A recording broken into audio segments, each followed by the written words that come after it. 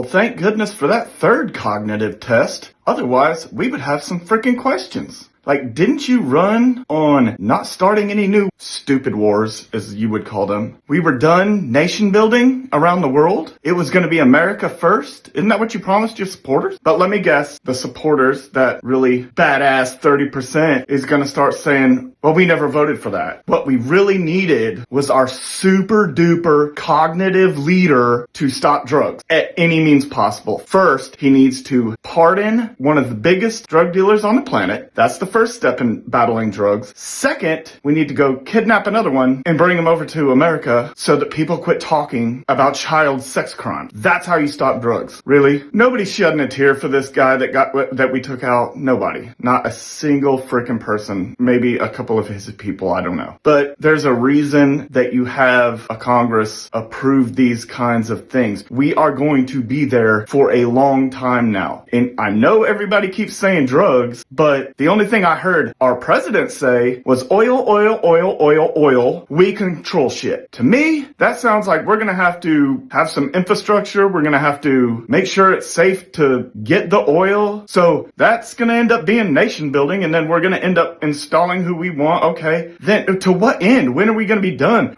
We think that we're going to be great at this because of the last 2 times we tried? We suck at nation building. Okay. What the hell? This is not what any of his people voted for. For sure, nobody who didn't vote for him definitely didn't, because we're not all insane. In the middle of the night, in the middle of the holiday weekend, when nobody's paying attention. Now, next week, nobody's going to be talking about what he succeeded. He succeeded, probably, in getting everybody to talk about this and forget about the fact that he's in the middle of an investigation on child sex crimes. He's not a good person. What the hell are we letting him do? And Congress has been sitting around like a neutered fucking dog for an entire year and ain't done shit. And I don't think that they will. They'll just keep saying, well, we sent a letter. Fuck your letter, man. Do something. What the fuck? So, I mean, obviously we all support the troops and we hope everybody comes back with all 10 fingers and all 10 toes.